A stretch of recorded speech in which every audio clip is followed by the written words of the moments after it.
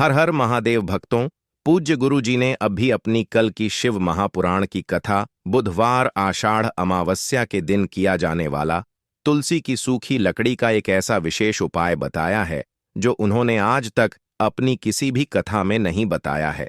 पूज्य गुरु जी ने कहा कि जब आपके हाथ तंग चल रहे हो, जब रुपए पैसे कहीं से प्राप्त ही ना हो पा रहे हो, जीवन में चारों तरफ से सिर्फ और सिर्फ परेशानियां आ गई हों, उनसे बाहर निकलने का कोई रास्ता ना दिखाई दे रहा हो, तो 25 जून 2025 बुधवार आषाढ़ अमावस्या के दिन कर लेना। तुलसी की सूखी लकड़ी वाला यह उपाय होगी, हर मनोकामना पूरी मिलेगी, सभी दोषों से मुक्ति, इतना धन आएगा कि संभाले नहीं संभलेगा। माता लक्ष्मी जी और महादेव जी के आशीर्वाद से पूरे साल धन बरसता रहेगा। दोस्तों, जैसा कि आप सभी लोग जानते हैं कि 25 जून 2025 आषाढ़ महीने में पड़ने वाली सबसे बड़ी आषाढ़ अमावस्या है और आषाढ़ महीने की बुधवार आषाढ़ अमावस्या है और हमारे हिंदू धर्म में इसका बहुत ही बड़ा और विशेष महत्व होता है। पूज्य गुरु जी ने कहा है कि अगर कभी भी मौका लग जाए और आषाढ़ महीने का बुधवार आषाढ़ अमावस्या के दिन, तो आप लोगों को सिर्फ और सिर्फ तुलसी की सूखी लकड़ी वाला उपाय तो अवश्य ही करना चाहिए। इन दोनों का संयोग बहुत ही कम आता है। इसी के साथ में गुरुजी ने अपनी शिव पुराण कथा में बताया है कि इस दिन आपको तुलसी की सूखी लकड़ी वाला उपाय तो आपको अवश्य ही करना चाहिए, क्योंकि ऐसा दिन पूरे साल में सिर्फ एक ही बार आता है। और दोस्तों, आप सभी लोग जानते हो कि बुधवार आषाढ़ अमावस्या का अगर सबसे बड़ा कोई उपाय है तो वह तुलसी की सूखी लकड़ी वाला उपाय है। तो दोस्तों, आषाढ़ अमावस्या के दिन आप लोगों को इस तुलसी की सूखी लकड़ी वाला उपाय को जरूर करना है। बहुत सारे लोग होंगे जिन लोगों ने इस उपाय को ना किया हो, मतलब पूरा साल निकल गया, उन्होंने किसी भी दिन इस तुलसी की सूखी लकड़ी वाला उपाय को ना किया हो। पर दोस्तों, आपके पास एक आखिरी मौका बचा हुआ है, जो कि 25 जून बुधवार आषाढ़ अमावस्या के दिन है। इस दिन आप लोगों को इस वाले उपाय को जरूर कर लेना है। भले ही आपने पूरे महीने भर इस उपाय को ना किया हो, पर अगर आपने इस आषाढ़ महीने के बुधवार आषाढ़ अमावस्या के दिन अगर इस वाले उपाय को कर लिया, तो आपको इस उपाय को करने का वह फल मिलेगा जिसकी आपने कभी कल्पना भी नहीं करी होगी। इसीलिए आप लोग इस वाले उपाय को एक बार जरूर कर लेना है, ताकि आप लोगों के हाथ से यह मौका ना जा सके और आपको इस उपाय को करने का फल मिल सके। दोस्तों, यह उपाय पंडित जी ने अपनी अभी की ही श्री शिव महापुराण की कथा में बताया है। जी, इस उपाय को आज हम आपको बहुत अच्छे से समझाने वाले हैं। इस वीडियो को देखने के बाद इस उपाय को समझने के लिए आपको कोई और वीडियो को देखने की जरूरत नहीं पड़ेगी। तो चलिए दोस्तों, उपाय को शुरू करते हैं। देखिए, यह इस आषाढ़ महीने के बुधवार आषाढ़ अमावस्या के दिन यह इतना खास होता है, इतना महत्वपूर्ण होता है। देखा गया है कभी कभी बड़े बड़े पूजा पाठ अनुष्ठान से जो मनोकामना पूर्ण नहीं होते, वह आषाढ़ महीने की बुधवार आषाढ़ अमावस्या के दिन एक छोटे से उपाय करने से ही आपकी मनोकामना पूर्ण हो जाती है। और बहुत सारे लोगों ने इस उपाय को किया भी है और उनको इस उपाय को करने का फल भी जरूर मिला है। अगर आप लोग भी इस उपाय को करना चाहते हैं, तो आप इस उपाय को पहले अच्छे से समझ लेना, सुन लेना, उसके बाद करना। आपको इस उपाय का फल जरूर मिलेगा। और इस उपाय को कर लेने से आपके घर में चाहे किसी भी प्रकार की दुख और समस्या क्यों ना चल रही हो, आपको उसका कारण भी नहीं पता है कि भाई यह समस्या किस कारण से चल रही है, उसका कुछ भी कारण हो सकता है, जैसे पितृदोष हो सकता है या किसी भी तरह का मंगल दोष भी हो सकता है। तो इस दिन आप लोगों को यह वाला उपाय कर लेना है। यह एक ऐसा उपाय है जिस उपाय को अगर किसी विशेष दिन पर किया जाए, तो भाई उस विशेष दिन का जो है वह तो हमें मिलता ही मिलता है। पर हमने उस दिन पर इस उपाय को किया है तो हमें उससे भी बड़ा फल मिलता है, और फल बहुत जल्दी मिलता है, क्योंकि आप इस उपाय को बहुत ही बड़े और विशेष दिन पर कर रहे हो। तो चलिए अब उपाय के बारे में बात करते हैं, लेकिन उससे पहले आप लोगों को यह जानना आवश्यक है कि आखिर यह उपाय किस समय करना है, किसको करना है और कैसे करना है। तो चलिए हम आगे आपको वीडियो में एक एक करके बता देते हैं। लेकिन उससे पहले अगर आप लोग हमारे चैनल पर पहली बार आए हैं या फिर मेरी आवाज आज पहली बार सुन रहे हैं, तो हमारे चैनल को सब्सक्राइब जरूर कर लेना और इस वीडियो को लाइक करके कमेंट बॉक्स में श्री शिवाय नमस्तुभयम ओम नमः शिवाय जरूर टाइप कर देना। तो दोस्तों, इस तुलसी की सूखी लकड़ी वाला उपाय को हमें बुधवार आषाढ़ अमावस्या के दिन कैसे करना है, किसको करना है, किस समय करना है और कहां पर करना है, यह सारे सवालों के जवाब आपको इस वीडियो में मिल जाएंगे। और जो यह वीडियो देखेगा भाई, उसको तुलसी की सूखी लकड़ी वाला उपाय जरूर करना चाहिए, क्योंकि इस दिन काला तिल का भी बहुत ही बड़ा और विशेष महत्व होता है। और जब बात आ जाए तुलसी की सूखी लकड़ी वाला उपाय की, तो यह सोने पर सुहागा वाली बात हो जाती है और यह एक बहुत ही बड़ा उपाय हो जाता है इसका। तो अब दोस्तों, इस तुलसी की सूखी लकड़ी उपाय को आखिर करना किसको है, सबसे पहले हम लोग वह बात जान लेते हैं। तो देखो, घर की जो बड़ी माताएं बहनें होती हैं, उन माताओं बहनों में से कोई भी एक बड़ी माता बहन इस वाले उपाय को कर सकती है। और दोस्तों, अगर आप चाहे तो अपने घर में से सभी सदस्यों को भी इस उपाय को करवा सकते हैं। अगर किसी व्यक्ति की खुद की कोई मनोकामना है, खुद की कोई दुख और परेशानी है जो कि वह अपने लिए ही करना चाहता है, इस वाले उपाय को तो वह खुद अपने लिए भी कर सकता है। बाकी अगर कोई घर में से ऐसा है जो कि अपने पूरे घर परिवार की सुख और शांति के लिए यह वाला उपाय करना चाहता है, तो भाई वह भी कर सकता है, उसमें भी कोई दिक्कत वाली बात नहीं है। कहने का मतलब यह है कि इस उपाय को हर एक सदस्य भी कर सकता है और पूरे घर परिवार के सदस्य के लिए घर की बड़ी माताओं बहनों में से कोई एक माता बहन भी कर सकती है। माताएं बहनें अगर घर में उपस्थित ना हो या वह यह वाला उपाय ना कर पा रही हो, तो फिर घर का कोई बड़ा सदस्य भी इस तुलसी की सूखी लकड़ी वाला उपाय को कर सकता है, चाहे फिर वह पुरुष ही क्यों ना हो, उसमें कोई भी दिक्कत वाली बात नहीं है। उसके बाद में दोस्तों, जो अगला प्रश्न निकल कर आता है वह यह आता है इस उपाय को लेकर कि आखिर इस उपाय को हमें किस समय करना है, सुबह के समय करना है कि शाम के समय करना है। तो देखो, इस वाले उपाय को आप लोग सुबह के समय भी कर सकते हो और शाम के समय प्रदोष काल में भी कर सकते हो। अब अगर आप पूछो कि भाई साहब सबसे उत्तम समय कौन सा रहेगा इस तुलसी की सूखी लकड़ी वाला उपाय को करने का, तो हम आपसे बस यही कहेंगे कि इस उपाय को आप सुबह के समय करेंगे तो ज्यादा बेहतर होगा। बाकी अगर प्रदोष काल शाम के समय भी करेंगे तो भी अच्छा होगा, उसमें कोई भी दिक्कत वाली बात नहीं है। तो अब दोस्तों, जो अगली सबसे बड़ी और महत्वपूर्ण बात आती है वह यह आती है कि सुबह अगर हम उपाय को करेंगे तो हमें कितने बजे से लेकर कितने बजे तक के बीच में करना है, और शाम के समय प्रदोष काल में करेंगे तो हमें कितने बजे से लेकर कितने बजे के बीच में करना है। तो देखो, सुबह जितनी जल्दी हो सके आप उपाय को करने की कोशिश करना। बाकी अगर किसी कारणवश लेट भी हो जाओ, थोड़ी देर भी हो जाए, तो 10 या 11 बजे तक भी आप उपाय कर लेना, पर 12 बजे से ज्यादा देरी ना हो, ठीक है? इस बात का ध्यान रखना। उसके बाद में दोस्तों, अगर शाम के समय प्रदोष काल की बात करें, प्रदोष काल का जो समय है होता है वह शाम के 6 बजे से शुरू हो जाता है। मतलब शाम के 6 बजे से लेकर 7 बजे के बीच का जो समय होता है, यह समय प्रदोष काल का समय होता है। तो आप इस उपाय को 7 या 8 बजे के बीच में भी कर सकते हो। मतलब शाम के 6 बजे से रात 8 बजे के बीच में आप कभी भी इस वाले उपाय को कर सकते हो, उसमें कोई भी दिक्कत वाली बात नहीं है।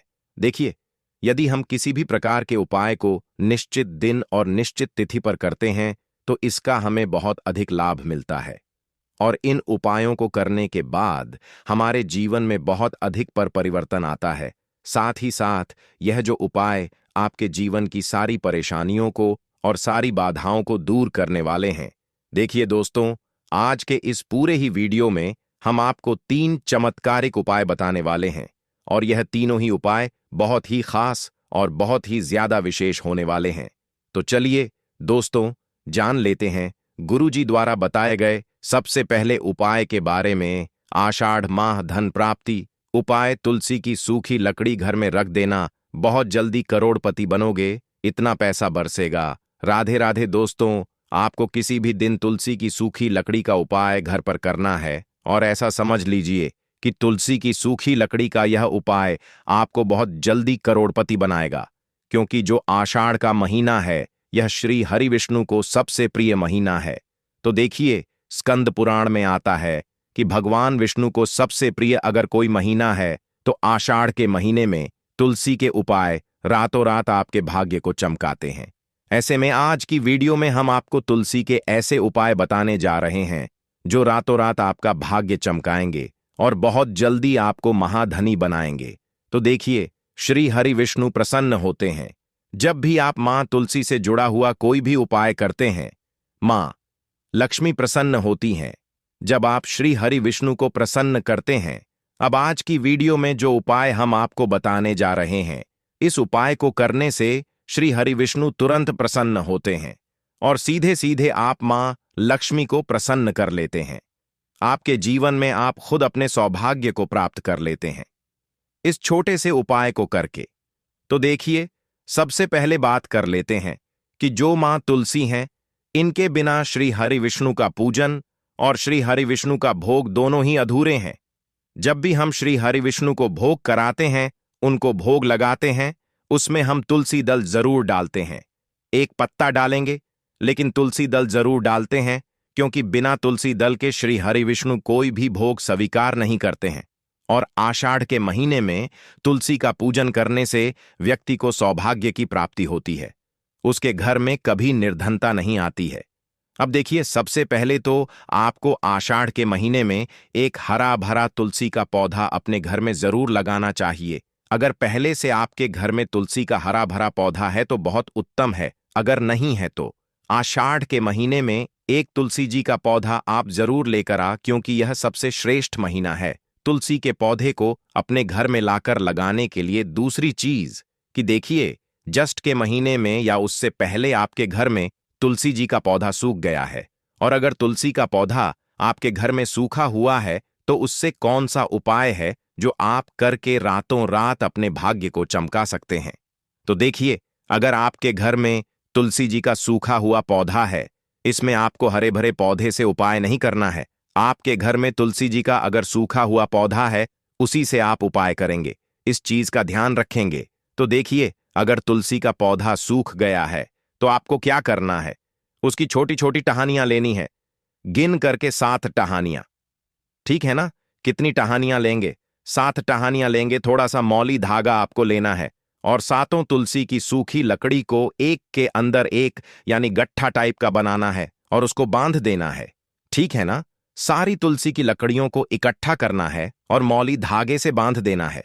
बांध देंगे कलावा लपेट कर। अब आपको क्या करना है, रोली का तिलक इस तुलसी की सूखी लकड़ी पर आपको करना है, रोली का तिलक करेंगे। अगर चंदन है तो थोड़ा सा चंदन लगा दीजिए। अब यह तुलसी की जो सूखी लकड़ी है, ये आपको थोड़ी देर अपने घर के मंदिर में रखनी है, श्री हरि विष्णु के सामने, और एक देसी घी का दीपक आपको श्री हरि विष्णु के सामने लगाना है। दीपक गोल बाती का लगाएंगे और उसमें एक चुटकी पिसी हुई हल्दी डाल देंगे।